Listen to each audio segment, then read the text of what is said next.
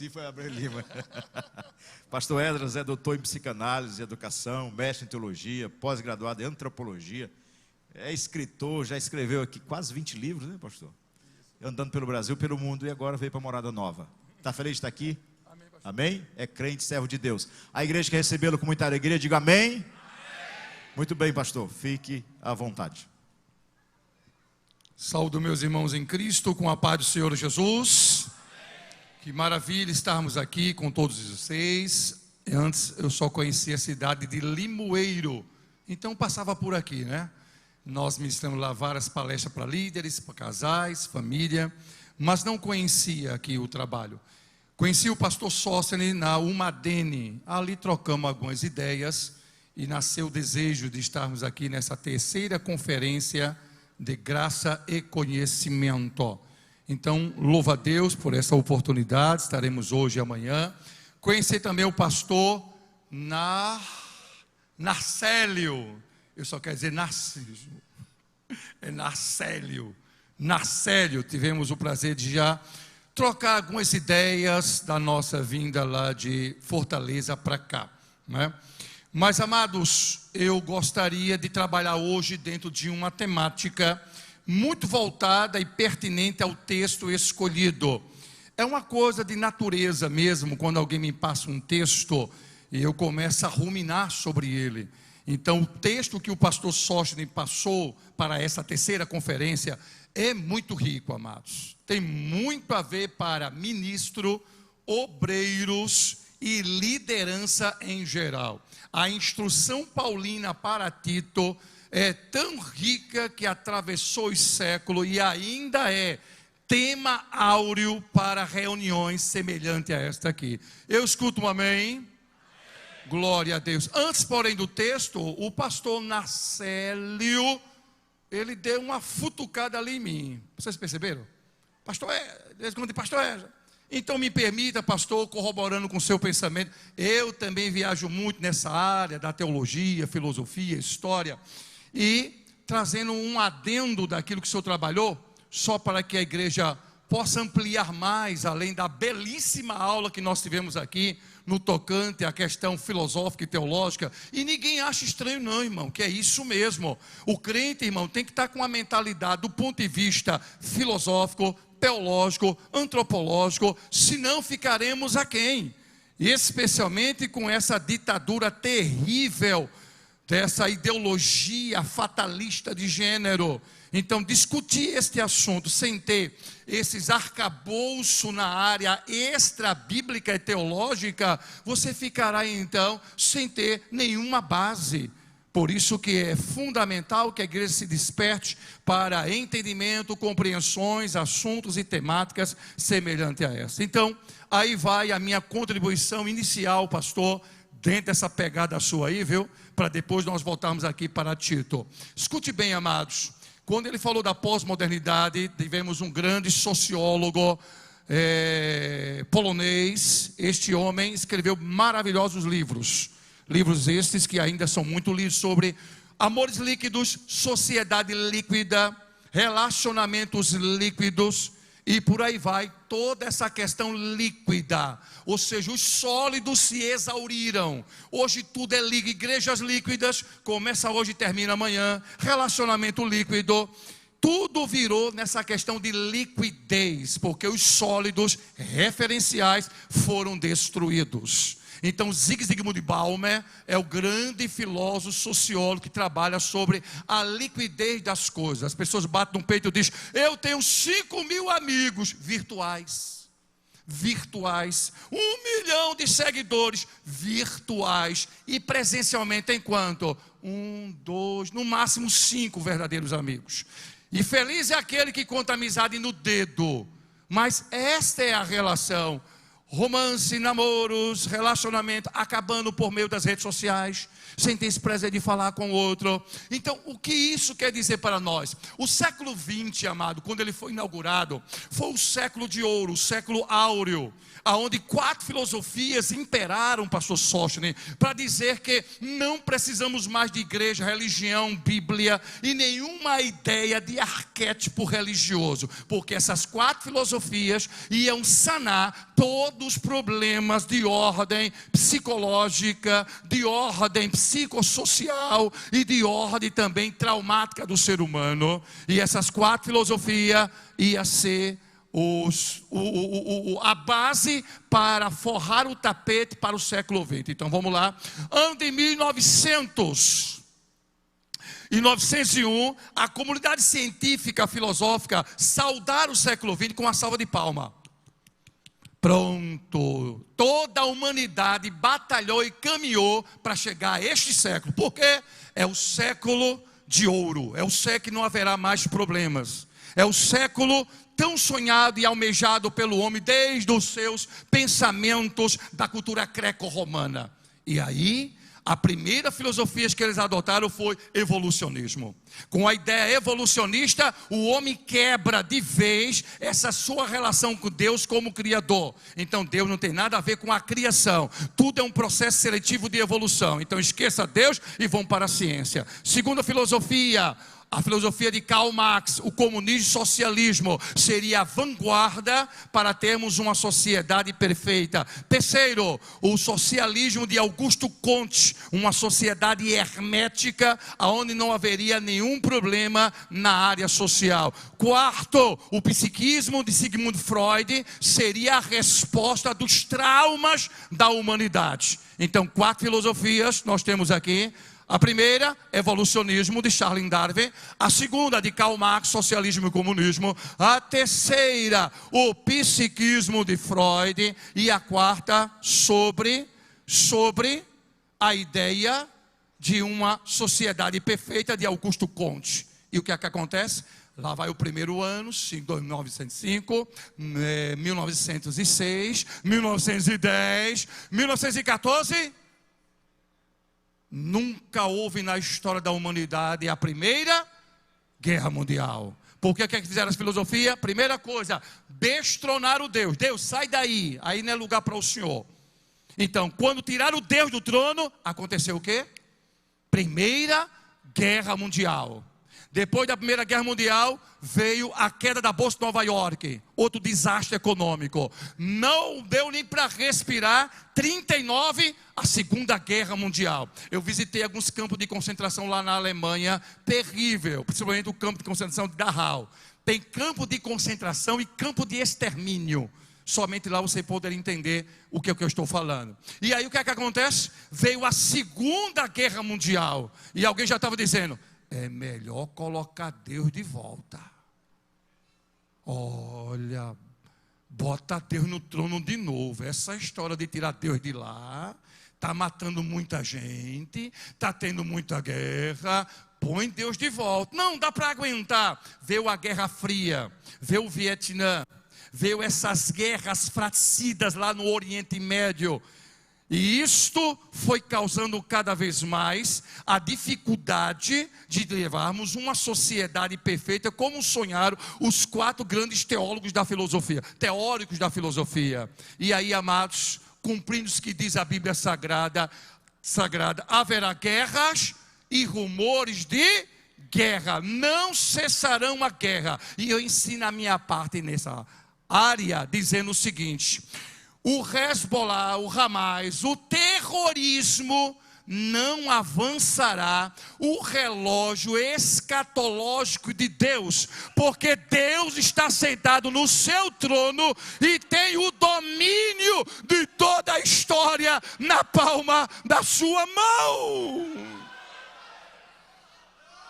Os homens criam ideias, criam filosofia, criam argumentos, mas Deus permanece o mesmo no seu trono. Ainda que as coisas fujam do seu controle, jamais fugirá do controle de Deus. Amém? Meu santo, põe o texto na tela e vamos trabalhar a questão de Paulo escrevendo para Tito. Pastor, o meu tempo começa a contar de agora, né? Porque os 5 minutos só foi para... fazer interação com o pastor aqui. Eu amei essa igreja, irmão. Que igreja maravilhosa. Diga, por quê? Não tem relógio. Mantenha assim, pastor Sóstenes. Não ponha relógio. Pregadores como eu ficam animadíssimos com o auditório assim. Porque quando a gente começa a pregar, ninguém faz esse olhar assim, ó. Aí fica só olhando para o pregador, porque não adianta olhar para a parede, porque não tem relógio. Aí olha para o pregador, aí o pregador vai embora. Amém, igreja? Meu santo, põe na tela para mim, meu filho. Está aí? Muito bem. Pode dar um blackout somente aqui, ou tem que apagar tudo? Não sei, pastor, como é que é aqui. Somente aqui, se for possível, para dar mais tonalidade aqui, tá bom? Por favor, põe aí. Glória a Deus. Muito bem, vamos trabalhar aqui algumas coisas. Muito bem, lê para mim o tema, igreja. Eu quero o auditório participando. Opa, melhorou. Vamos lá? Liderança cristã.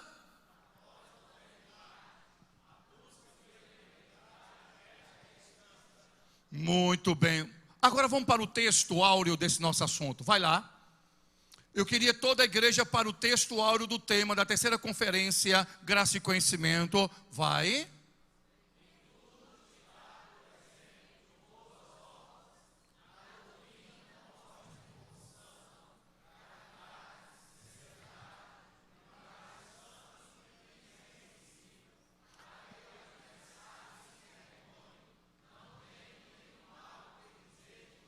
Primeiramente, amado, olha só.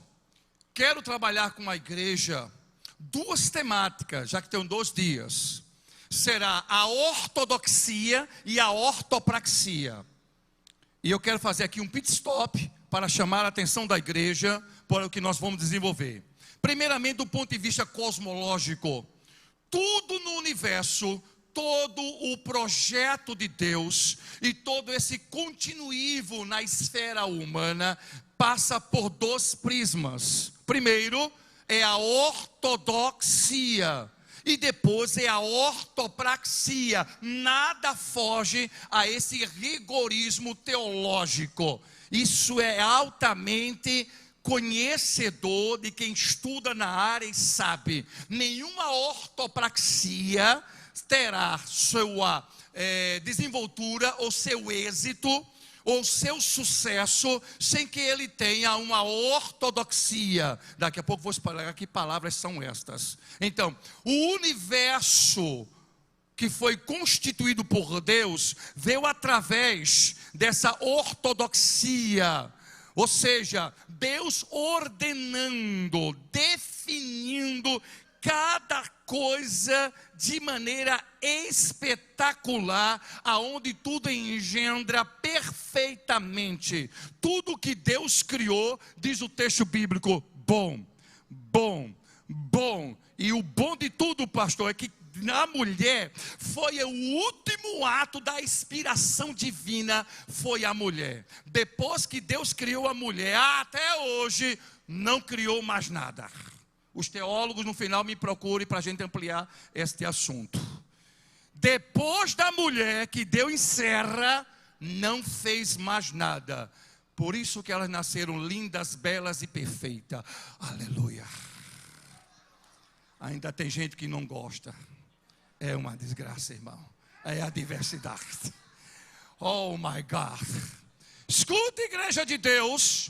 O projeto divino trabalhou toda essa questão da ortodoxia, definindo, orientando, explicando, para que o homem absorvesse tal conhecimento e colocasse ele em prática. A desobediência foi uma quebra da ortodoxia, porque se ele valesse na ortopraxia, teríamos um mundo bem melhor, mas a quebra da ortodoxia foi fatal para a raça humana. E aí, amados, olha que maravilha nós temos ali para nós estudarmos. O texto fala de boas obras, ortopraxia, e depois diz que na doutrina mostra incorrupção, gravidade, seriedade, linguagem sã, irrepreensível, para que o adversário se envergonhe, não tendo nenhum mal que dizer de vós. Veja a quantidade de palavras que Paulo usou quando fala de ortodoxia, só para validar a questão da ortopraxia. Presta atenção nisso aqui. Paulo foi muito mais cirúrgico em informar os senhores, as senhoras, pastores, obreiros e líderes no tocante a essa ortodoxia, ou seja, ao ensino sistemático, para que não houvesse erro, para que não houvesse falha na hora de aplicar o que você aprendeu. Veja, ele só usou uma palavra, boas obras, é a prática dela. Agora veja o texto todinho, é tomado pela ortodoxia. E pastor, pelo amor de Deus, o que é isso, ortodoxia, ortoprática? Calma, a gente chega lá. Próximo texto para explicar melhor. Vai lá, meu santo. Toda a igreja lê agora para melhorar mais ainda este entendimento. Vai.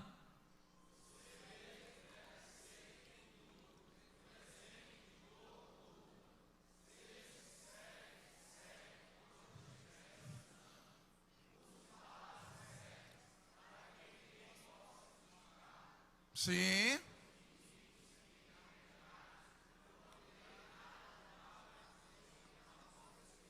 Amém, igreja? Agora olha para cá, queridos. Vamos lá. Pastor, esse negocinho de ortodoxia, orto é uma palavra do grego, ortos, que quer dizer correto, reto. Doxa quer dizer o quê? Doutrina, fé. Então, correta doutrina, ou doutrina perfeita, é o que Paulo está instruindo a Tito no tocante a exercitar este ensinamento na constituição de presbíteros. Eu vou usar aqui a linguagem líder, que vai atingir a todos. Amém, amados? Eu vou atingir líder. Então, a preparação de líderes. Então, aí temos a palavra ortodoxia, ou seja, a doutrina correta, a doutrina perfeita, para que você possa exercer a sua ortopraxia, orto, reto, perfeito, correto, que vem do grego praxis. Então, a prática perfeita após ser instruído e orientado para exercer. Quem entendeu, diga continue. Muito bem. Hoje eu vou pregar ortodoxia. Primeiro eu preciso instruir, pastor Sóstenes, mostrar ao povo qual é o rigor da ortodoxia para os homens de paletó e gravata, para as mulheres que estão liderando em departamentos femininos, para líderes que estão à frente da obra do Senhor, qual é o rigor paulino para aqueles que exercem cargos e funções na igreja. Conhecendo essas questões, aí você vai levar muito mais a sério na hora de praticar o que foi trabalhado na ortodoxia. Amém. Muito bem. Meu santo pode ir, vá lá. E agora, quem foi Tito? Tito, um cooperador do apóstolo São Paulo. Há quem diga que ele era irmão de Lucas, só não há provas que sejam cabais em relação a isso, mas muitos pesquisadores afirmam que chega a ser irmão de Lucas. Era grego, foi um cooperador muito atuante na obra do apóstolo São Paulo, de maneira que tinha uma conduta ilibada, era um homem sério, de uma postura invejável. Por isso que Paulo depositou nele essa questão da ortodoxia e a ortopraxia, a ponto de tomá-lo como modelo. Seja o exemplo. Traduzindo em termos de morada nova, eu confio em você, sei do seu perfil, sei do seu caráter, sei da sua chamada e o quanto você pode imprimir nos outros tal comportamento. Amém? Então, queridos, este Tito que nós estamos trabalhando nesta noite era exatamente o homem que Paulo selecionou para levar a uma igreja extremamente complicada, desobediente, pessoas desordenadas, uma igreja que tinha toda espécie de briga, facções, pessoas orgulhosas, tinha falsos profetas, falsos mestres. Pense numa ilha estava encharcada de erros do ponto de vista da orientação cristã. Então Paulo começa o trabalho, mas diz: olha, eu não consegui terminar, organizar tudo, vou te deixar em Creta, para que você ponha ordem em tudo em que eu lhe orientar. E aí então, este homem de Deus é chamado, Tito, para dar continuidade ao trabalho que Paulo iniciou na ilha de Creta. Trabalho este que Paulo vai colocar em 3 capítulos, orientando como ele deve tratar a todos eles. E Paulo aqui é cirúrgico: tratar com velhos, tratar com jovens, tratar com mulheres idosas, tratar com mulheres novas, tratar com servos, tratar com presbíteros, tratar com a liderança. Todos eles recebem instruções para serem trabalhados, a fim de que sejam proveitosos para a boa obra do Senhor. Amém, igreja de Deus? Só não aprende quem não quer, meu amado, porque ensinamento tem, orientação tem. Está aí a Bíblia Sagrada instruindo, amados, de maneira que Paulo, ele, quando escreve esta carta, ele aproveita e escreve também para Tito, seu filho na fé. E aqui ele diz: meu verdadeiro filho na fé, Tito. Ele faz a primeira carta para Timóteo, a segunda foi esta, e a terceira carta de Paulo, pastoral, é a segunda de Timóteo, que é a última, pois ele está preso, prestes a morrer. Então, queridos, dentro dessa ortodoxia, vamos aprender pelo menos 5 passos que nós vamos dar aqui, de como um obreiro, como uma mulher de Deus, como líder, deve se portar na área da ortodoxia, na questão da doutrina correta, na questão da postura de um obreiro que se preza pelo ensino sistemático da palavra de Deus. Amém? Então vamos lá, pode colocar, meu santo, por favor. Líderes sendo exemplo em quê? No ensino cristão. Preste atenção, hoje é exemplo no ensino. Lembra que Paulo falou: seja o exemplo em tudo. Primeiro, o exemplo no ensino cristão. Amanhã, o exemplo no serviço cristão. Depois de uma teoria, nada melhor do que uma... Estou gostando do auditório. Let's go, my friend. Muito bem, olha lá. O capítulo 12, versículo 6 ao 8. Temos então que explorar esses textos para que a gente possa apreender esse conhecimento na área teórica. Primeira observação paulina, meu filho. Coloca para mim, por favor. Por favor. Pode ir mais à frente. Isso. Qual é a primeira observação que nós temos aqui, igreja? Ser exemplo em quê? Na conduta. Preste atenção nisso aqui, amados. Quando Paulo escreve essa carta para Tito, temos aqui 4 coisas que é a alma dos cretenses. Primeiro, orientar líderes. Quando eu falar líder, entenda: presbítero, evangelista, pastor, dirigente de oração, professor da EBD. Quem entendeu, diga continue. Então, primeira preocupação paulina: orientar líderes. Essa é a preocupação dele. Segundo, qualificar esses líderes na ortodoxia. Terceiro, colocando a doutrina em primeiro lugar na sua vida, a ponto que você seja modelo para os fiéis. Escute bem, igreja, se você põe paletó e gravata, se você é uma mulher de Deus e não imprime no outro a questão de ser exemplo e modelo, algo está em falta. É preciso ver em você um homem de Deus e uma mulher de Deus. Então Paulo está sendo incisivo no tocante a isto. Não é apenas botar um paletó e ser chamado de pastor, de líder, de dirigente. Não, é muito mais do que isso. Diga, o que é? É ver Jesus na sua vida. Uma coisa é eu olhar, pastor Sosner, de cutis branca, caucasiano, 1,80 m, ou tal, é assim, se veste assado. Sim, e daí? E daí essas características servem de quê? Lembra lá de Paulo, lembra lá de Saul, quando o mensageiro veio? Saul, eu conheci um rapaz, como ele é? Olha, ele é ruivo, tá bom. Que mais? Sabe tocar. Que mais? É de um aspecto sisudo. Que mais? Tem um porte assim. Que mais? No temor. O mensageiro diz: e o Senhor é com ele. Aí, meu irmão, se Saul estava assim, fala, vai, é sisudo.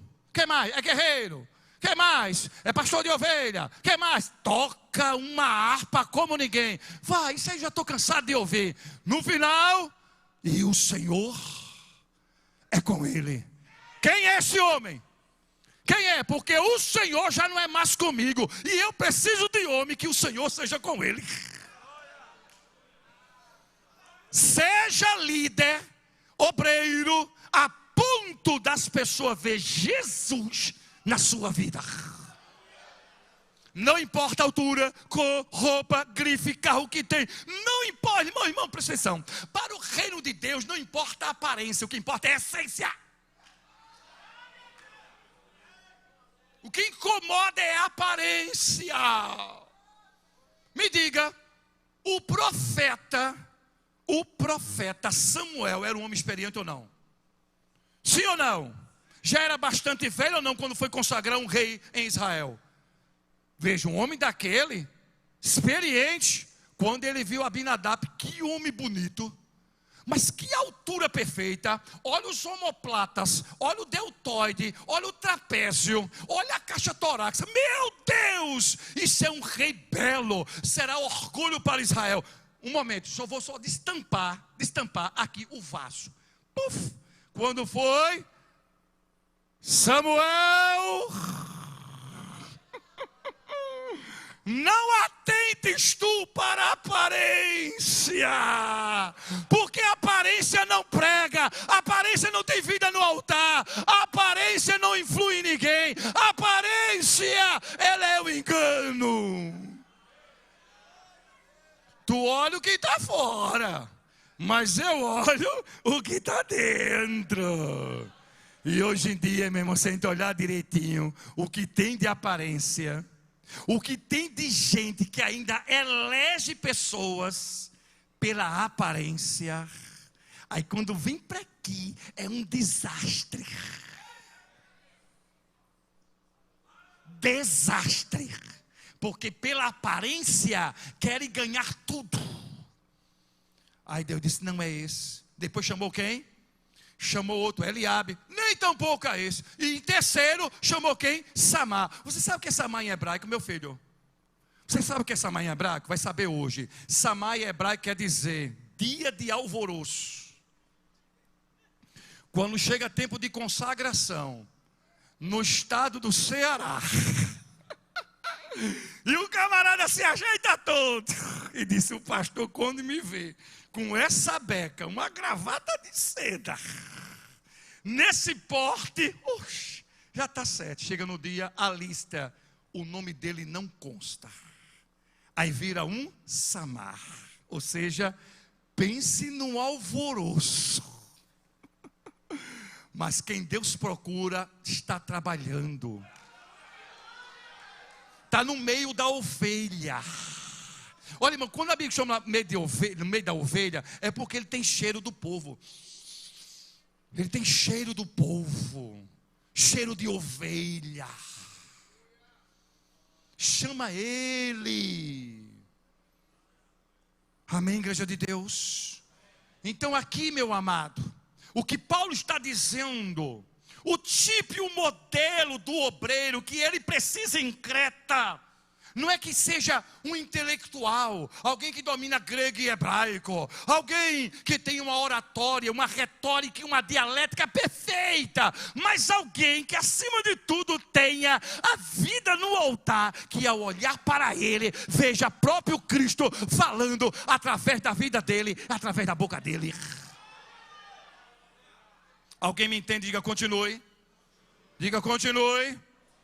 Glória a Deus, aleluia.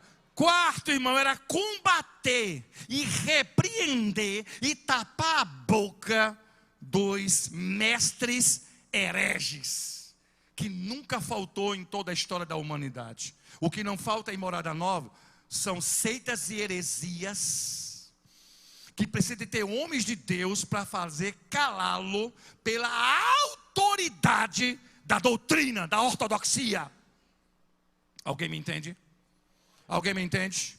Olha, irmão, o que tinha ali em Creta, gnóstico, um dos maiores calos do cristianismo. Paulo bateu com ele, o próprio Pedro bateu com ele, o próprio João também. Por isso que o quarto livro do Novo Testamento, João, não trabalha Jesus nascido de mulher, mas já trabalha. No princípio era o verbo estava com Deus e o verbo era Deus. Era uma resposta aos gnósticos, porque dizia que Jesus não era Deus. Isso estava na ilha de Creta. Como também na ilha de Creta havia judaizantes, andavam na casa das mulheres e diziam: olha, o judaísmo é assim, o que Paulo está falando, esse cristianismo nada vale, o que é importante é fazer aqui a circuncisão, isso não está fora do plano da salvação não. No final cobrava. Sofistas, pastor, que cobrava com conversinha mole, aquela aula barata, cobrando das pessoas. Então, os judaizantes viviam nas casas dos cretenses, cobrando por um ensino faccioso, um ensino sem consistência, que Paulo diz: cala a boca deles pela verdadeira doutrina da palavra de Deus. Porque eles ficarão envergonhados e nada a responder. Somente uma amostra grátis, para que você possa entender melhor. Aqui tem testemunho de Jeová? Fala. Tem ou não tem? Agora quer ver uma resposta aqui à altura? 90% dos irmãos de Morada Nova tem medo de recebê-lo no domingo pela manhã em casa. Chega, deu sede.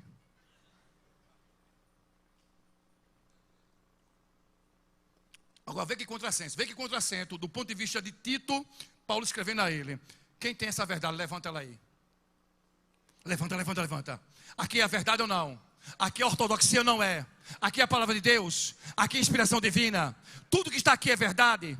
Toda a palavra é inspirada por Deus? E quantas vezes tu falasse para ele?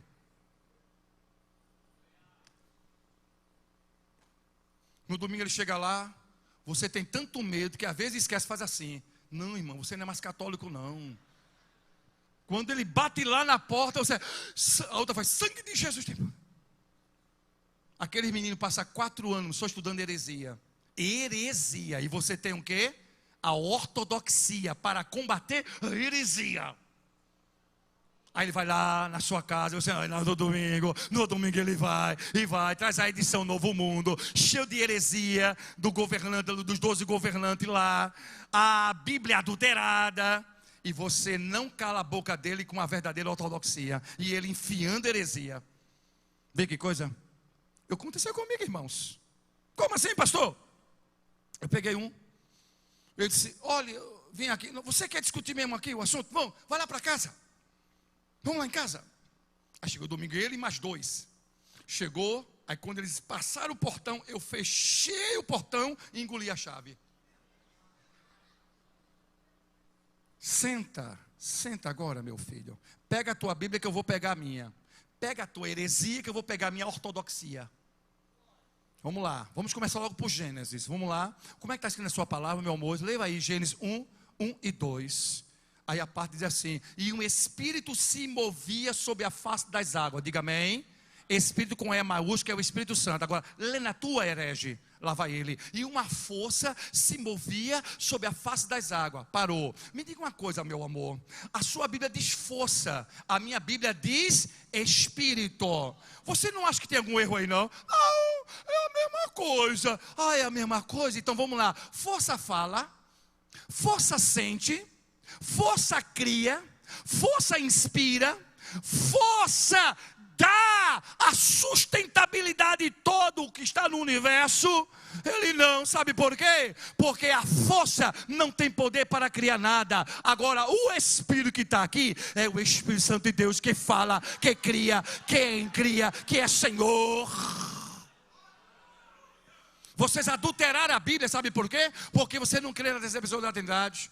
Você não crê na segunda pessoa, que é o Senhor Jesus. Você só tem Deus. Aí eu saí por ali, pastor, só pegando o texto bíblico. Esse assunto é comprido, eu vou encerrar por aqui. Mas eu saí, no final já era 2 horas. Ele deixa a gente ir embora, vai embora não. Tem que me responder. Você prometeu que se eu perguntar, você me responder. E só seria liberado se respondesse. Até agora eu só vejo enrolada, só vejo conversa mole. Aí depois de umas 4 horas ficaram nervosos. A gente precisa ir embora. Você vai? Agora, prometer uma coisa, diga, a gente vai embora, mas a gente vai trazer o nosso tutor, o nosso chefe lá. Pronto, traga ele. Traga o maioral de lá, traga para cá. Vai fazer 28 anos, eu estou esperando ele chegar em casa. Calei a boca dele.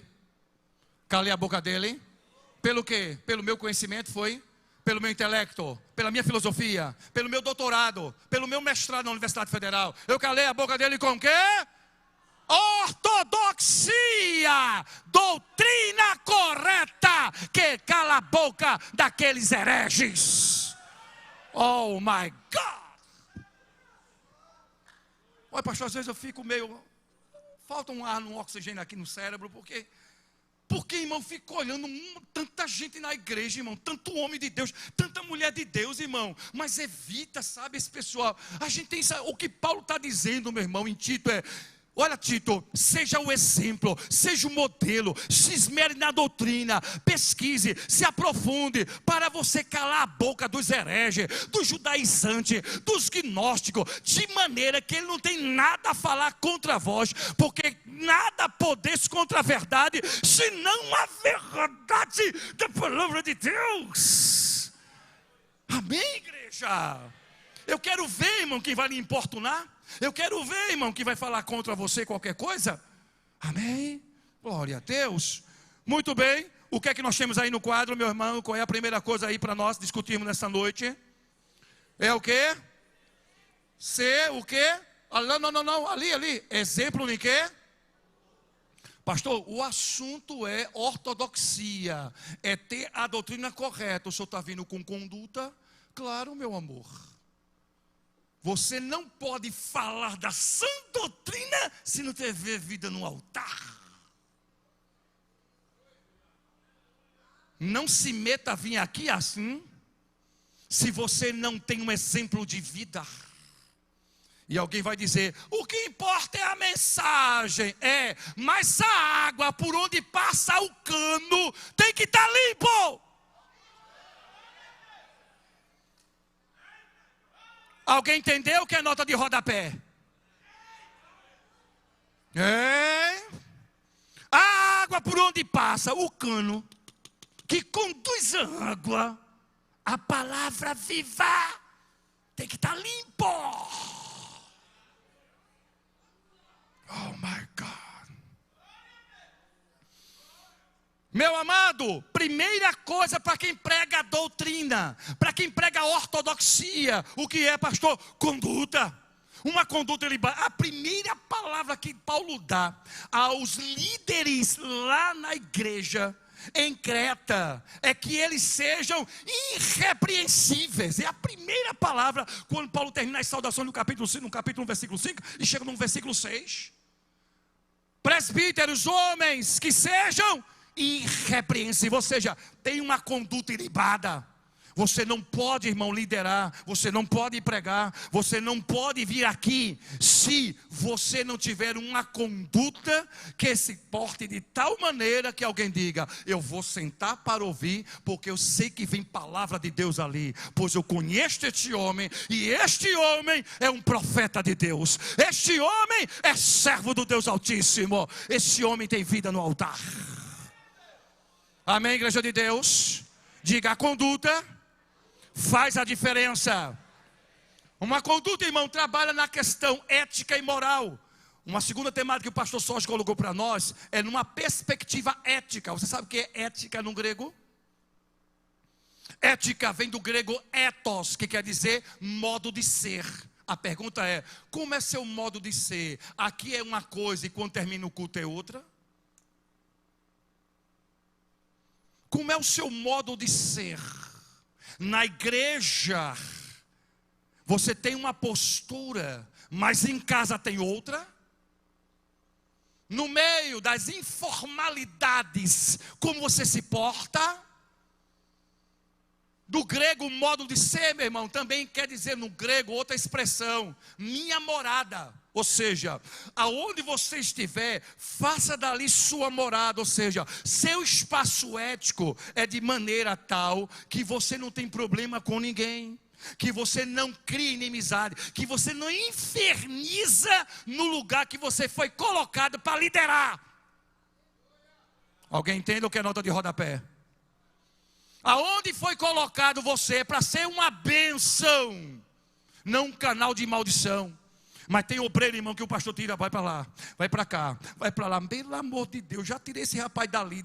Sabe por quê? Está faltando ethos, minha morada. Se é sua morada, cuide dela. Faça o espaço de maneira que as pessoas, quando perceberem que você não vai poder mais estar ali, vai deixar uma saudade. Porque você de fato imprimiu na vida dele o que é um obreiro que tem uma conduta que pode transferir para o outro uma ação tão benéfica a ponto das pessoas copiarem você, como Paulo diz, sede meus imitadores, assim como eu sou de Cristo.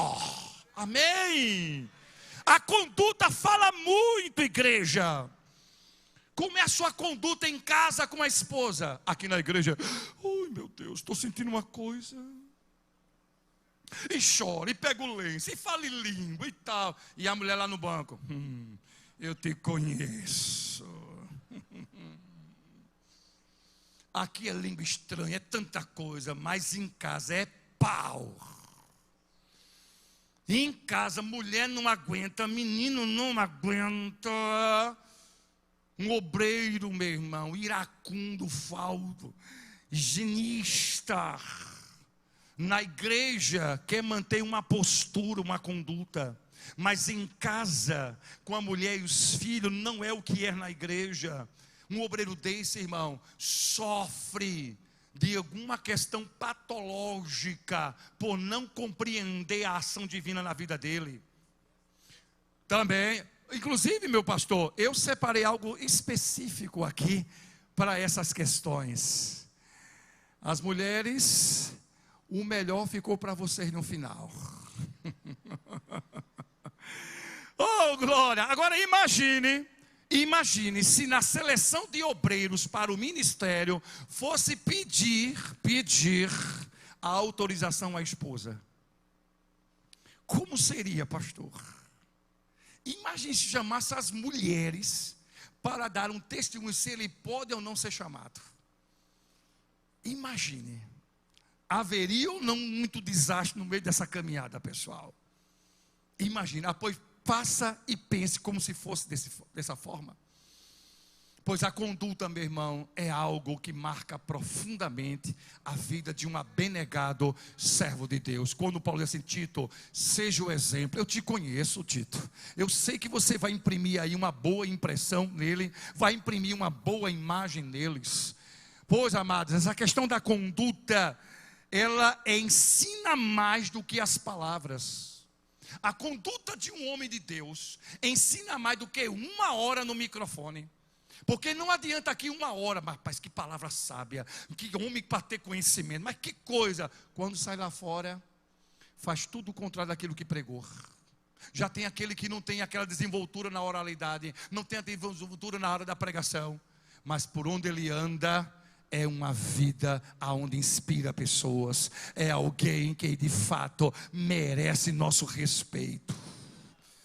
Por isso, irmão, que a conduta fala mais do que as palavras. E fechando com esse ponto, irmão, eu quando entrei na universidade, pastor, Nós que já fomos da academia, hein, pastor? Imagine, fazer curso de história na universidade. É um choque direto com a academia. E eu entrei na universidade, eu era já um presbítero da igreja. E quando cheguei na universidade, meu irmão, a conduta. O que eu sou na igreja, eu tenho que ser lá na universidade. Eu não posso ser outra pessoa. Porque aquele que prega a palavra tem que ter vida no altar e conduta. Não dá para ser na universidade uma coisa e na igreja outra. Alguém me entende? Diga, continue. Glória a Deus. Então vamos lá. Quando eu cheguei lá, todo mundo na sala de aula no primeiro dia, 60 alunos do curso de História. O professor chegou e disse: eu quero perguntar aonde estão os evangélicos do curso de História. Todo mundo calado, tinha ali batista, presbiteriano, congregacional. E eu sozinho levantei, olhei para ele e disse: eu, da Assembleia de Deus. O pessoal olhou assim: esse cara parece que é doido, parece que ele é do Ceará. Esse cara tem problema. É de uma igreja assembleana, daquela que é bem, tem problemas. Não, sou de Pernambuco mesmo. E a cabeça está no lugar. Quando eu me sentei, ele disse assim: eu quero dizer aos evangélicos do curso de História que ao final do curso todos estarão desviados. Aí eu saltei de lá e disse: é o que nós vamos ver. Dali eu criei uma frase, diga qual? Se bater, leva. Se falar mal do meu Deus, eu quero direito de resposta, réplica e tréplica. Se falar mal da Bíblia Sagrada, quero direito de resposta. Se falar mal do meu pastor, quero direito de resposta. Como disse Martim Lutero: rapaz, se possível, mas a verdade a qualquer preço. Quem tem postura não tem vergonha, não tem medo de se identificar como homem de Deus, mulher de Deus. Quem tem postura é crente aqui, é crente em casa, é crente na universidade, é crente na rua, é crente na praça, porque a postura de um homem vale mais do que suas palavras. Então, regra áurea da ortodoxia, daquele que se presta ao serviço de instruir, pregar, orientar, é ter postura, conduta. Se não tem conduta, procure outra coisa, irmão. Porque aqui, na orientação paulina, primeiro ponto: seja alguém, um exemplo, um modelo na conduta. Amém? Passa adiante, meu querido, por favor. Próximo tópico aí para mim. O que é que vem agora? Ah, meu Deus, integridade na... Meu amado, eu queria somente 3 horas para falar da palavra doutrina. Aleluia. Eu queria 3 horas só para falar de doutrina. Interessante, pastor, aqui não tem um jardinzinho, um negócio assim, né, de florinho não, né? Eu ia fazer aqui meu teatro shakespeariano. Eita Deus, irmã, mas me ajude aqui, viu? Irmãos, depois que você tem uma conduta, uma postura, um modelo, um exemplo, depois que você tiver testado sua conduta em vários ambientes, aí você vem para aqui, aonde o seu silêncio já fala, amém? E agora você vem para doutrina, solidez, base doutrinária. Ali ó, 2 e 1 fala: tu porém fala o que convém a sã doutrina. Deixa de estar falando bobagem, besteira no púlpito. Deixa de estar contando sonhos. Deixa de estar contando exemplos exaustivos. Deixa de estar contando coisas desnecessárias. Fala a palavra, fala a doutrina. É o que faz a diferença na vida daquele que ouve. Tem gente que começa, irmão, eu quero saudar os irmãos com a parte. Olha, irmão, quando eu estive na Europa, e foi assim, só depois eu peguei um avião, fui para tal lugar, e lá eu conheci fulano e tal, e é porque lá fiz um curso tal. Meu irmão, você vai entrar quando na palavra? Porque eu não vim aqui à igreja para saber por onde o senhor passou. Eu vim aqui na igreja para ouvir uma palavra de Deus. Não foi meia hora você descrevendo quem é você. Para mim não importa quem é você, porque quem me conhece melhor do que eu é Deus. Então sobe nesse púlpito, prega a doutrina, prega a palavra, instrui a igreja, porque é isso que nós viemos aqui ver nesta noite. Quem está aprendendo? Amém? É aquelas saudações de 30 minutos. Meu Deus do céu. Meu irmão, vou repetir de novo. Tu, porém, fala o que convém. A sã doutrina acabou. Não inventa não, igreja.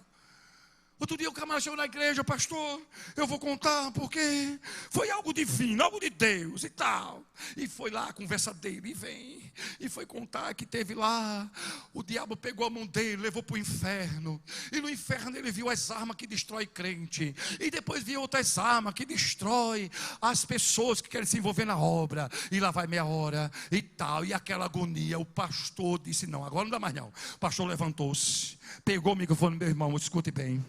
Vão ficar de pé, a igreja ficou de pé. Vão fazer uma oração para nunca mais o diabo pegar na sua mão, meu filho. Nunca mais. Olhe para mim, homem de paletó e gravata. Mulheres têm acesso ao púlpito, ao microfone. Meu irmão, escute bem. Experiência de já quem tem alguns quilômetros rodado.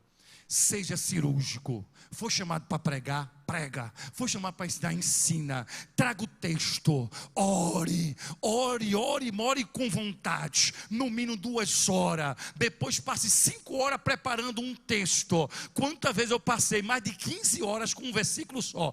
Um versículo só, preparando para dar instrução. 2 horas no pó, para chegar no púlpito e não ficar com conversa mole, com asneira, com conto de lá. Não. O povo quer a palavra de Deus. O povo quer ouvir o ensinamento. Fala. Escuta aqui, olhe para cá, meu irmão. Olhe para cá, veja que coisa absurda do ponto de vista da lógica humana, mas do ponto de vista da casa, que coisa extraordinária. Diga, fala. Diga, fala. Dr. David Martyn Lloyd-Jones, na década de 50, começou a fazer a exposição da palavra de Deus baseado em Romanos. Preste atenção. Ele ia para a capela, a igreja de Westminster, fazer a prédica toda sexta-feira. Toda sexta ele ia para lá. Quase 20 anos só pregando Romanos. Aqui, take a look at me now, please. Aqui. Toda sexta-feira ia para lá só para pregar Romano. Às vezes passava 2 anos com um capítulo só e 6 meses com um versículo. Não, você não entendeu, vou ter que repetir isso aqui. 6 meses com um versículo. E toda sexta, médico, advogado, engenheiro, professor da universidade, encharcava. Para tirar dúvida, ponha depois na internet lá, David Martyn Lloyd-Jones ensinando, e você vai ver na foto, a igreja lotada e o povo querendo entrar. Lotava, só pregando Romano toda sexta-feira. Ou seja, uma doutrina sistematizada. De maneira, meu amado, o que ele está expondo aqui é a sã doutrina, é a palavra de Deus. O que atrai o povo, meu irmão, não é pintar a igreja de preto, black church, não é tirar púlpito e botar tonel, não é jogar luz vermelha, azul e amarela. O que atrai o povo, meu irmão, é a palavra de Deus, quando ela é exposta, pregada com autoridade. A questão não está na parede, a questão não está na luz, a questão não está na arquitetura, a questão não está no ar, a questão não está no jogo de luz ou gelo seco passando por aqui, a questão não está no teatro que se faz, a questão é: tu prega, porém, o que convém, a sã doutrina, a palavra de Deus. Aleluia. A palavra doutrina. A palavra doutrina. A irmã me ajude aqui depois, viu? 32, 1 e 2 de Deuteronômio. Presta atenção. Doutrina no hebraico é lequar, que quer dizer doutrina de Deus exposta paulatinamente, exposta sistematicamente. Por isso diz assim: goteje, repete o versículo, goteje a minha doutrina como chuvisco sobre a relva e como gota sobre a erva. Olhe para cá, não tira o olho daqui não. Não olhe para mim, não olhe para mim não, olhe para o copo. Está proibido de olhar para mim, viu? Olhe para cá, olhe para cá, olhe. Goteje a minha doutrina. Olha lá, olha lá, olha lá, olha lá. Pronto, agora diga, pastor. Diga, pastor. Explique. Cadê as mulheres? Para que mulher? Você que gosta de jardim, minha irmã, que tem na sua casa. Suas plantinhas. Por que a senhora de manhã não pega uma lata d'água e faz isso de uma vez só? Por quê? Só as mulheres. Porque vocês, quando vão aguar as plantinhas, não joga logo uma lata d'água? Por quê? Fala para mim, mulher. Por quê? Eu vi ali uma palavra-chave. Por quê? Mata. Eu vi ali, pastor. Por quê? Mata. Todo jardineiro e todo mundo que cuida de planta, se botar uma plantinha e pegar uma lata d'água para aguar, ela morre. Morre, digamos assim, no linguajar bem chulo, morre afogada. É muita água para o que ela precisa. Então, como é que diz a palavra de Deus? Goteje. Presta atenção agora. O gotejar é quem vai dando a sustentabilidade e criando raízes. E vai crescendo aos poucos, a ponto de fortalecer. Não se pode jogar um balde d'água. Traduzindo, quem ministra a palavra de Deus, irmão, não pode chegar aqui: amados, eu vou trazer uma aula de escatologia bíblica. Oh, maravilha, eu vou pregar aqui para vocês do arrebatamento até o novo céu e nova terra. Como é a história, pastor? Vou pregar aqui para vocês. Espera aí, o culto hoje vai pregar do arrebatamento até novo céus e nova terra. Meu amigo, só 6 meses no mínimo é só para falar de arrebatamento. Aí o que ele fez?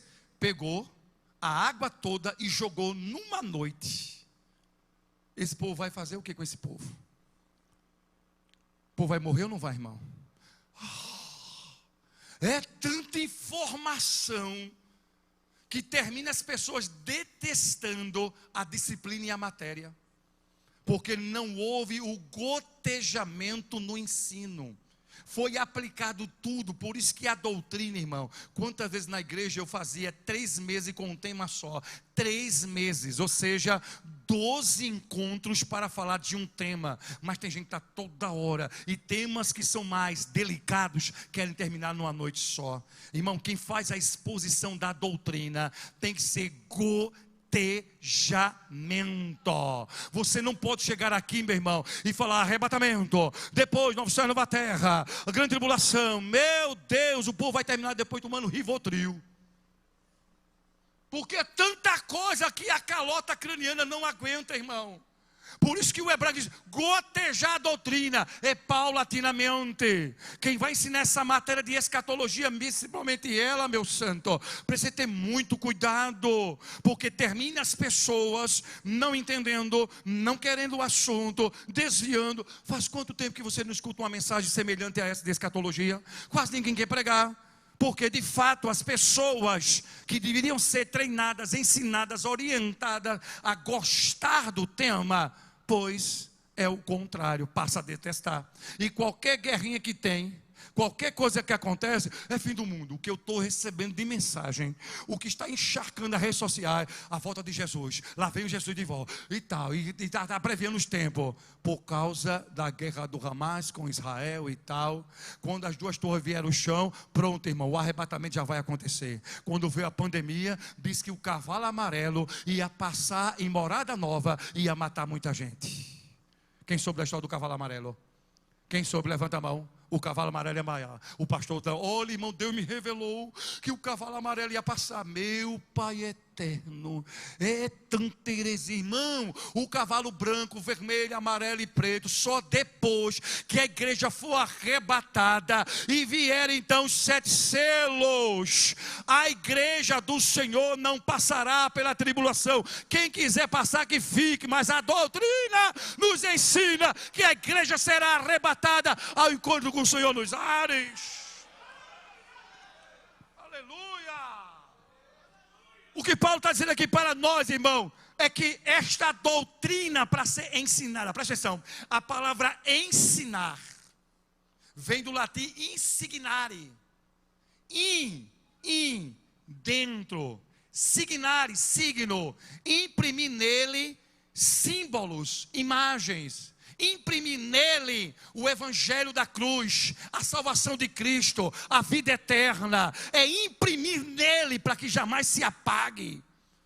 Então isso é ensinar, insignare, ou seja, aquele que ministra a doutrina de Deus, do ponto de vista hebraico, precisa gotejar. Tem pressa não, irmãos. Escute, não tem pressa. Ensine paulatinamente. Abre espaço depois para a pergunta e o pessoal aprende. Diga amém. A palavra doutrina no latim é docere. Docere quer dizer ensinar com propriedade. Daí veio a palavra docente. Do grego, aí eu acho melhor ainda, didaquê ou didascalia. Somente na carta de Paulo a Tito tem 7 passagens bíblicas didaquê, didascalia. Ou seja, 7 vezes Paulo está dizendo: ensina essa doutrina, admoesta pela doutrina, instrui ele pela doutrina.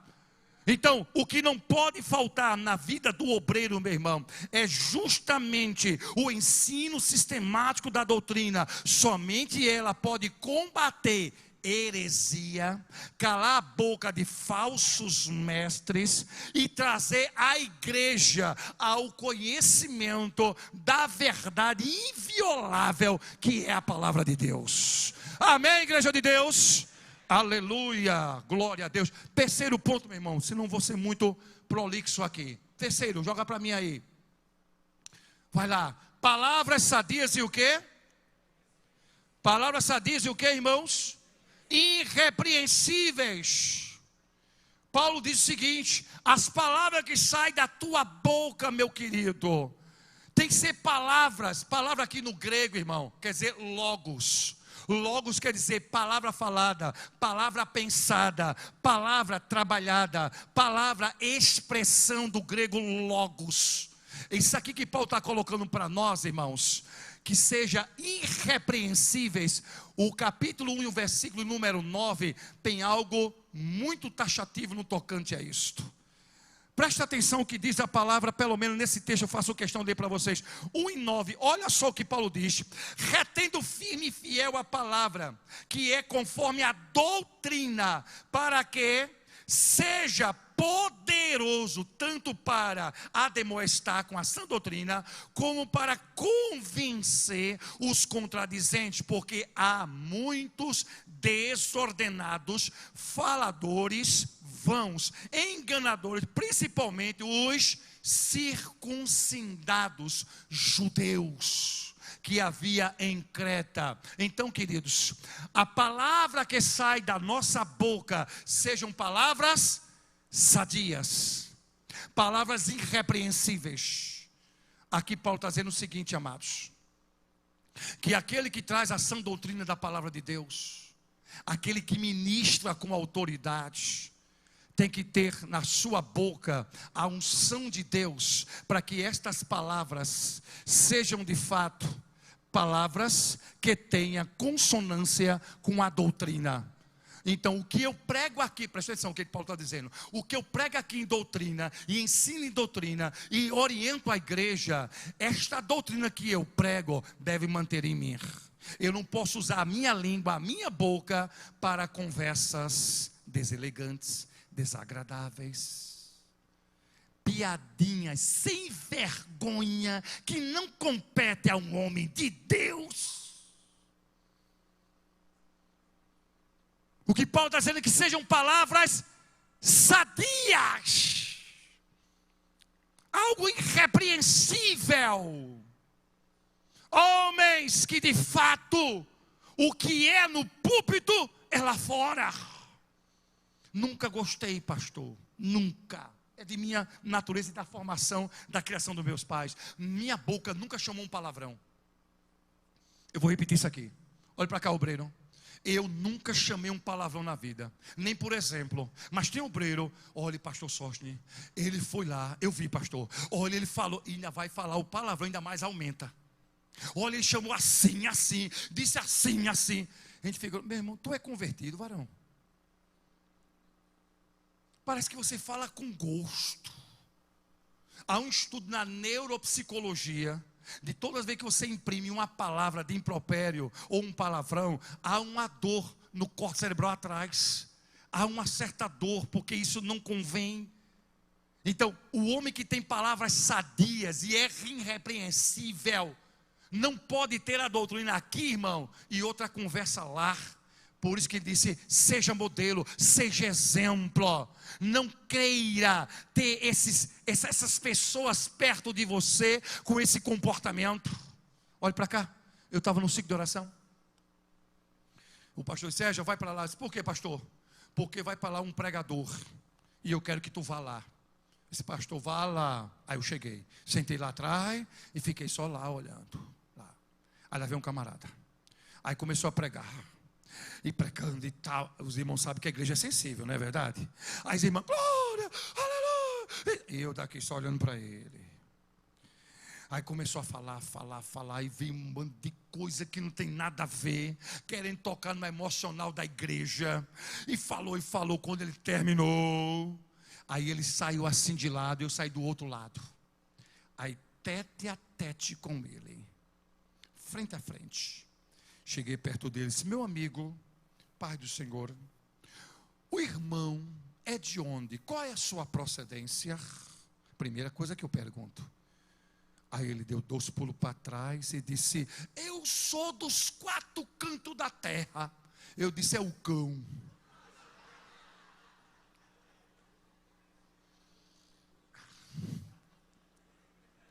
A Bíblia diz, de onde vens? De passear e rodear pela terra. Olha, irmãos, Paulo diz, pessoas desordenadas, pessoas desequilibradas, não pode subir ao púlpito, não pode liderar, não pode ser um obreiro, não pode, e a Bíblia usa a expressão iracundos, do grego quer dizer, pessoas genistas, pessoas que maquinam mal contra o outro. Tem gente assim, irmão? Aparece 20 pessoas para falar mal de você, e apenas uma para dizer, pastor, não é bem assim não. A natureza humana, irmão, é algo que traz sempre essa expressão para detratar o outro. Isso é da própria índole. Mas se for realmente um homem de Deus, e que a sua boca, a sua língua tenha palavras sãs e irrepreensíveis, logo, meu irmão, ele saberá defender e ajudar ao próximo para não vê-lo em uma situação em que não possa gerar nele empatia em ajudar o outro. Diga amém. Caminhando para o final, por favor. 4, meu irmão, coloca para mim. Essa parte aqui merecia mais 2 horas. Olha para aqui, pastor Sostene. Incorruptível. Paulo diz o seguinte, irmão. O obreiro de Deus, o líder, tem que ser alguém incorruptível. Ou seja, ele instrui para que nenhum de nós seja presa fácil das influências negativas desse mundo. E digo mais, amados, quando ele diz não ser corrupto, é não ser corrupto em várias áreas. Não seja um obreiro corruptível, fácil de se corromper. E aí eu quero citar 4 horas, pastor, e não vou me alongar aqui. Não seja um corruptível na área sexual. O que a gente escuta de muitos dias, irmão, é tanta luta e batalha nessa área. De homens de Deus, em redes sociais, expondo a vida. E geralmente estoura bombas. E quando as bombas vêm, meu irmão, geralmente está atrelado a essas coisas.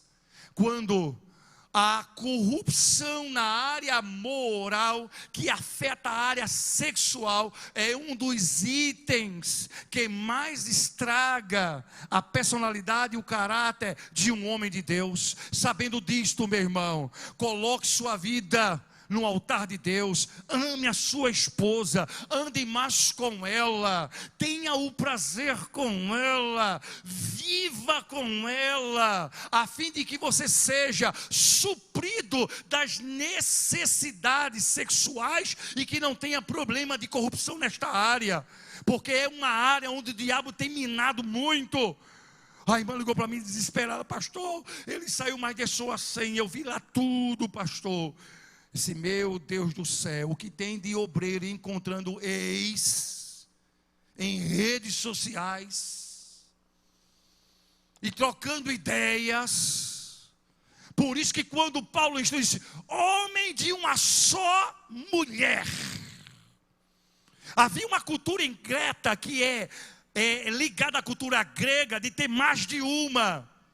E Paulo já diz: olha, obreiro que seja marido de uma só mulher. Traduzindo em nota de rodapé: mulher suficiente para o homem, mulher criação divina, mulher aquela que é companheira do marido, mulher aquela que se basta para um homem. Diga amém. Tem camarada aqui, não pode nem com a dele e só vive olhando a dos outros.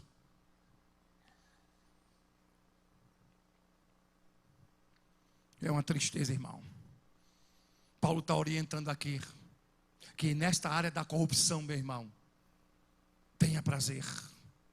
A igreja sabe quando você está bem com a sua esposa. Ande bem com ela, viu, meu santo? Cuide bem dela, para que você não tenha nenhuma necessidade nessa área aí. E me permita abrir agora aqui, pastor, abrir aqui, fazer um pequeno corte epistemológico na área da sexualidade, que é uma área que eu estudo muito. O ser humano é dotado de várias dimensões, pastores. A dimensão psíquica, a dimensão social, a dimensão sexual, a dimensão biológica, a dimensão teológica, a dimensão eclesiológica. Como você está administrando essas dimensões? Se você canaliza tudo para uma coisa só, a outra área vai gritar.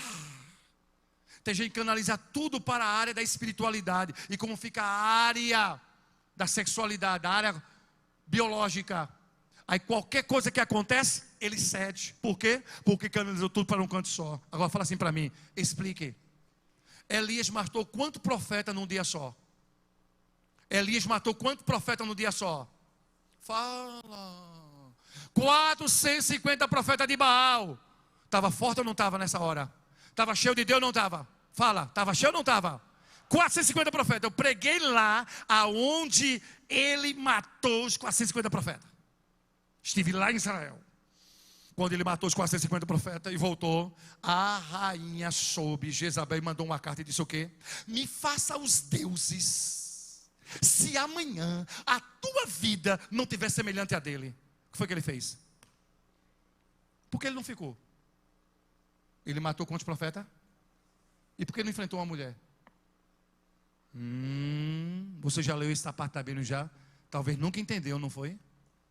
Como é que esse homem mata 450 profetas e medo de uma carta de uma mulher? Sabe o que é, meu amado? Ele ali estava esvaziado. Canalizou tudo para uma coisa só e se descuidou da outra. Então gerou o que depois? Uma depressão. E da depressão, quando tem uma intervenção divina, estava gerando já o quê? Uma questão de suicídio, desejo de morte. Que minha vida não vale mais nada, não sou melhor do que meus pais, tire minha vida, Deus. O que eu estou dizendo aqui, meu amado, é que você como obreiro tem que vigiar em todas as dimensões que Deus lhe deu. Se na hora de namorar com sua esposa, diga amém. Na hora de dar glória, mas dê glória com força. Diga amém. Na hora de comer, mas coma para dizer: eita, comida boa. Diga amém. Na hora de se relacionar com um amigo, se relacione com conversa saudável. Diga amém. Então tudo ao seu tempo. Oh, glória a Deus. Não seja corruptível. Na área financeira, outro problema seríssimo. Na área do orgulho e da soberba. Há tanta gente nessa área aí, meu irmão. Não seja corruptível nessa área. Seja humilde. O humilde só tende a ganhar, mas os orgulhosos serão abatidos. O que pode dizer: olha, esses orgulhosos de nada servem. Já são perversos por natureza. Uma vez orientado e a segunda vez não obedeceu, deixa, porque a própria natureza revela o quanto ele é pecador. Acabou-se. Tem gente assim ou não tem, meu irmão? Pessoa orgulhosa. Por que, irmão, isso, irmão? Por que tem pessoas dessa natureza? Quando a humildade, irmão, é o que abre portas. Quando a humildade, irmão, é o que nos apresenta diante do povo. Você sabe o que significa humildade? Eu vou terminar por aqui, pastor, que a minha hora já está chegando no final, né, meu pastor? Aleluia. Relacionamento saudável. Vou terminar só com isso aqui. Escuta aqui. Você sabe o que é humildade? Humildade é uma palavra do latim, que quer dizer humilitas, aquele que tem a consciência do que não é maior do que ninguém. A mesma palavra quer dizer humus. Humus quer dizer também a terra sobre nós, o solo sobre nós. Humus quer dizer todos estão debaixo do solo, não há ninguém maior do que ninguém. Diga amém. Mas eu gosto mesmo é do grego. Do grego quer dizer tapeinos. Deixa eu fazer aqui. Meu pastor, vem cá, meu amado. Preste atenção nisso aqui, meu amado. Por favor, pastor. Do grego, bota aqui o microfone. Do grego, humildade é tapeinos.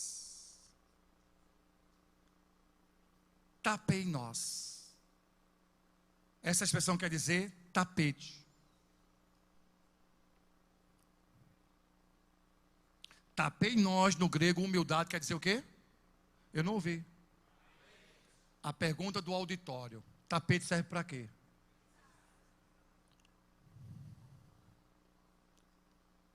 Vou repetir de novo. Tapete serve para quê? Para ser para quê? Tapete serve para pi.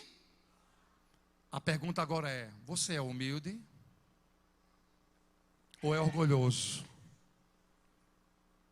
Você é humilde ou é orgulhoso? Vai ficar com qual?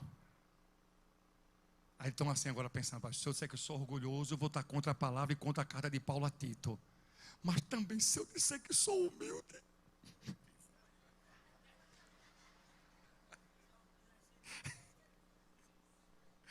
tapeinos. Se eu disser que sou humilde, vão pisar. E você acha que é mais do que isso? Você sabe o que Jesus sofreu? Além de ser pisado, foi morto da forma mais horrenda que se possa imaginar. Olhe para mim, igreja. O líder, o pastor, é para ser de fato pisado. Tapete não fala. Tapete não reclama. Tapete não grita. Tapete não revida. Tapete aguenta. Tapete suporta. O senhor não vale nada. Meu irmão, está certo. A humildade, tapeinos, é aguentar a carga dos irmãos, é aguentar peso para todo lado, suportar, porque o ministro de Deus, do grego, irmão, é operetas. Você sabe o que é operetas?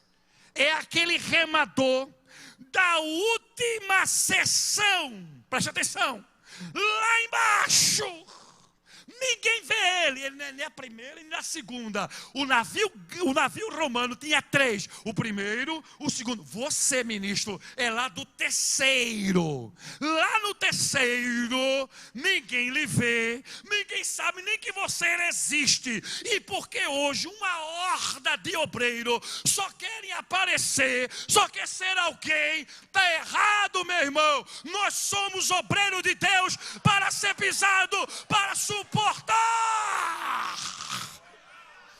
Aleluia!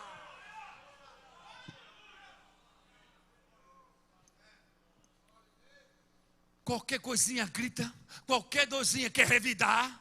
Eu sou crente, mas meu braço não é. Está pensando que eu sou besta?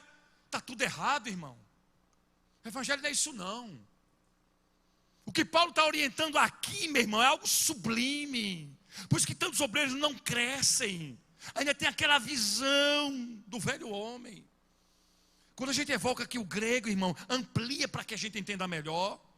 Nessa área aqui são áreas que devem ser contempladas. Cada um de nós, que amanhã eu vou trabalhar a prática disto. E terminando, meu irmão, por favor, fecha aí, que o pastor Sóstenes já franziu a testa. Não, meu amor, o último item para mim, meu querido. Aleluia, para eu fechar. Veja que coisa linda, ele termina na ortodoxia. Veja que coisa linda, pastor. Eu acho isso aqui, irmão. Pastor, era melhor um mês trabalhar isso aqui, meu irmão. Olha que coisa extraordinária, irmão. Para quem tem conduta, palavras sãs, quem tem doutrina. Olha a relação desse sujeito. Olha para ali. Relacionamento o quê? Saudáveis. Um homem de Deus mantém um relacionamento espúrio. Quem é homem de Deus, irmão, não pode se juntar com quem não presta. Quem é homem de Deus não empresta a imagem dele a pessoas desgastadas. Um homem de Deus, irmão, tem que ter postura. Olha o que Paulo... Não, aqui merece. Aqui merece. Por favor, um homem de pé. E faça essa leitura para mim, para eu fechar com chave de ouro aqui. 3, 12 ao 15. Um homem de pé aqui, por favor. Tito 3, 12 ao 15. Fica de pé. Tem outro microfone aqui rapidinho. Ou então vem aqui perto de mim, para eu ganhar tempo. Vem para cá. Aqui tem um microfone. Vem para cá, meu santo. Glória a Deus. Cadê a Bíblia para ele? 3. Por favor, aqui. Aqui, meu santo.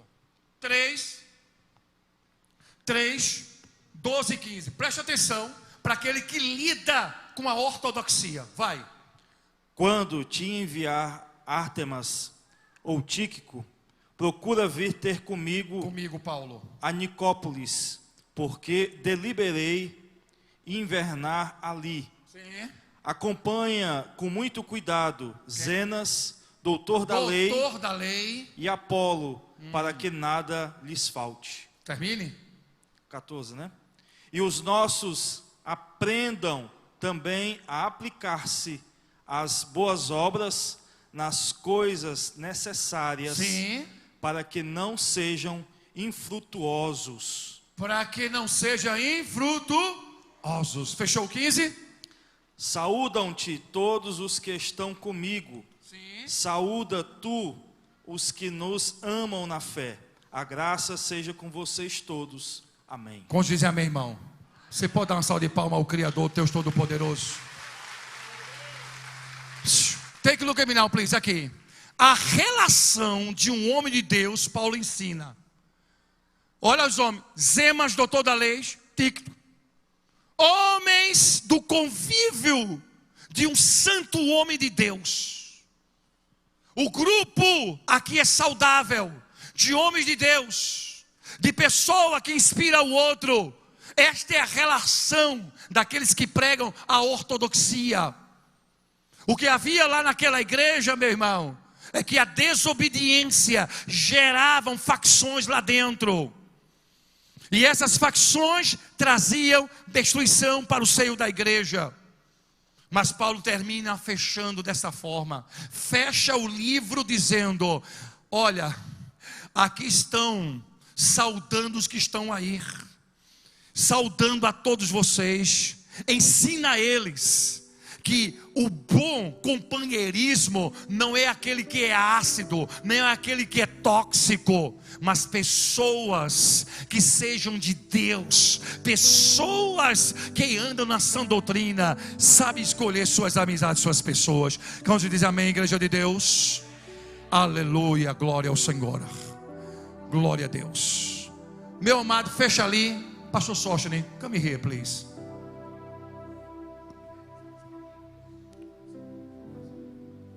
Fica de pé, igreja de Deus, fica de pé. Olha, irmão, amanhã, por favor, não falte ninguém. Não falte ninguém amanhã, porque hoje só foi ortodoxia. Amanhã, para entender como colocar isso em prática, amém? Ortodoxia e ortopraxia, glória a Deus. Olha, irmãos, nós somos escritor da casa, publicadora, CPAD, aleluia. Meu santo, vai lá, meu filho. Não vou demorar aqui, mas joga lá para mim. Olha lá, pastor. Esse livro aqui, pastor, Escatologia Pentecostal, já está na 5ª edição em menos de 2 anos. O Brasil todo tem acompanhado essa literatura, ensinando a Igreja Assembleia de Deus, explicando detalhadamente como nós pregamos e entendemos a escatologia pentecostal, uma escatologia extremamente bíblica, diferente dos reformados. Então está aí uma grande obra que não pode faltar na sua biblioteca. Vai. Outra obra, a teologia de Gênesis refuta a ideologia de gênero. Queridos, esse livro eu digo que se você não entender Gênesis do capítulo 1 ao capítulo 11, não adianta estudar Gênesis do capítulo 12 Apocalipse 22, porque toda a base da nossa fé doutrinária está do 1 ao 11 de Gênesis, e aí está a base para tudo. Então o livro vai discorrendo sobre isso, refutando essa ideologia e mostrando os erros de toda essa linha do feminismo, essa linha da ideologia. Terceiro, ansiedade, depressão e suicídio, os males da pós-modernidade enfrentados e orientados pela intervenção bíblica. Esta obra, queridos, faz uma revelação bombástica. O Brasil é o país mais ansioso do planeta Terra. 60 milhões de pessoas dormem à base de ansiolítico, e no meio dele tem muitos crentes que falam em línguas, são dizimistas, mas são ansiosos. Como tratar dessa ansiedade, da depressão? É uma obra que não pode faltar também na sua biblioteca. É um kit de sobrevivência para quem é da área. Por favor. Olha aí, pastor, essa é uma obra espetacular. O manual da oratória. Ali eu coloquei, superando o medo para falar bem em público. Esta é uma obra que ajuda muitos obreiros a se desanar. Como falar 5 minutos, 10, 15, 1 hora e por aí vai. Eu costumo dizer, pastor Sostene, que esta obra é: músicos enchem de alegria qualquer lugar, poetas escrevem, canta gerações, palhaços arrancam aplausos da plateia, artistas fazem as pessoas chorarem, mas um bom orador consegue tudo isso pelo poder da palavra. Amém, santos? Então está aí um livro muito bom nessa área para ajudar as pessoas. Termina aí, meu santo. Nossas diferenças. Eu trabalho muito com o Ministério de Casais e Família. Está aí um livro que orienta homens e mulheres a saber trabalhar esta relação conjugal. Livro para ler junto, marido e mulher. Passe. Meu pai, 7 princípios pedagógicos. Material muito bom na área do ensino. Como ensinar de maneira muito bem, proveitosa, tendo um feedback excelente. Passe. Meu pai, essa obra aqui, eu fui para a Alemanha, em Wittenberg, Ausleben, Wartburg, na casa de Martinho Lutero, onde ele colocou as 95 pedras, lá no castelo de Wittenberg. Nós escrevemos essa obra aqui, meu amado. Pense numa obra, a história da reforma protestante. Muitos crentes, irmão, não sabem o que é reforma, pré-reformadores, reformadores e pós-reformadores. Eu provo que aqui não existe igreja católica romana. Como também, meus amados, a gente coloca 3 acervos no final, as 95 teses, um acervo cultural mostrando todas as imagens que nós fizemos lá na Alemanha e na Suíça. E por último, a gente coloca também, irmão, as 100 palavras teológicas mais utilizadas da reforma protestante. E eu termino com a última obra, que é esta aí, Esta obra são quase 500 páginas. O essencial da teologia, 12.000 anos de produção teológica, fundamental para uma pesquisa e estudo teológico. Obra esta, meu irmão, que eu digo que é para quem é obreiro, ministro, líderes, todos que lidam com a palavra. Se você ora, faz teologia. Se você canta, faz teologia. Se você prega, faz teologia. Todos nós fazemos teologia. Então, esse livro é carregado, meu irmão, de tudo que foi produzido teologicamente de Cristo até hoje. E eu coloquei os 12 maiores teólogos da história do cristianismo, e eu fechei com um glossário só explicando isso aí. Inclusive, meu amado pastor Sostene adquiriu uma dessas nossas obras. Amados, essas obras estão lá fora. Terei o maior prazer de autografá-la. Está aqui a coleção, ó. Um custa 35, a coleção sai muito mais barata, apenas R$200. E esse aqui, amados, com um preço diferenciado, que cabe no bolso do irmão em Cristo Jesus. Obras de pesquisa, de estudo e de viagens para lhe ajudar. Agora eu termino dizendo o seguinte: olhe para mim e faça assim. Você pensa... Não, ficou horrível, diga. Você pensa que livro é caro? Então, escreva um. Baixe sua cabeça. Bondoso Deus, Pai querido, eu te louvo, meu Deus, por esta oportunidade de estar aqui ensinando a tua igreja. Deus, enche os nossos corações, Senhor. Que a tua palavra ministrada, meu Deus, possa penetrar na nossa mente e coração, a ponto, Deus, de manter esta ortodoxia, Deus, na nossa vida. Que sejamos um exemplo, Pai, para a tua igreja. Que possamos, Senhor Deus, usar o púlpito, o microfone, Pai, para transmitir a sã poderosa ortodoxia. Deus eterno, eu te louvo e te agradeço em nome de Jesus. Glória a Deus, aplauda o nome do Senhor Jesus com muita força. Aleluia. Maravilha. Dá para a gente continuar até meia-noite aí. Que bênção, meus irmãos. Que mensagem, que duas mensagens abençoadas nesta noite, né? A proposta da conferência é exatamente essa: conhecimento e graça que andam juntos. E nós não estamos fora do horário. Foi programado exatamente para concluirmos às 10 horas, de 7 às 10, porque é um culto só com mensagem, e não dá para a gente ouvir uma boa mensagem com menos de 1 hora para cada preletor. Quem está satisfeito com Jesus, aplauda o nome dele e dá um glória a Jesus. Tem gente com sono, tem gente que fica assanhado, mas eu tenho certeza que você não vai dormir antes da meia-noite, não é? E falando nisso, me deu uma fome, pastores. E as irmãs, pensando nisso, fizeram uma cantina grande, e essa comida não pode ficar para amanhã. Então, quando você sair, você já come, porque você só vai dormir meia-noite, então tem 2 horas ainda para fazer a digestão. Amém? Amanhã, às 10 horas, os pastores Esdras e Nacélio estarão comigo no programa Vida Abundante, trazendo aí um bom debate, né? Exatamente sobre esses temas que nós estamos tratando aqui. E amanhã nós vamos explorar um pouco. Liguem a rádio, né, o rádio, e também assista pelo YouTube, Facebook. Nós estaremos às 10 horas da manhã na nossa Kairos FM, às 10 da manhã. Dá para dormir, né? Até 10 dá para dormir. Maravilha. Então, graças a Deus, os irmãos que estiveram conosco na transmissão, Deus vos abençoe. Amanhã você tem a obrigação de trazer uma pessoa, um amigo, um irmão, para ser abençoado nessa conferência, não é? É uma coisa extraordinária, irmãos. Pouquíssimas igrejas fazem eventos assim, e nós temos sido, sim, abençoados pela palavra de Deus, constantemente, com bons preletores, pregadores, pastores, que realmente pregam a sã doutrina. Ao saírem, enquanto vocês comem, também pode olhar os livros. Se não tiver dinheiro hoje, traz amanhã. Se não tiver trazido o cartão, traz amanhã.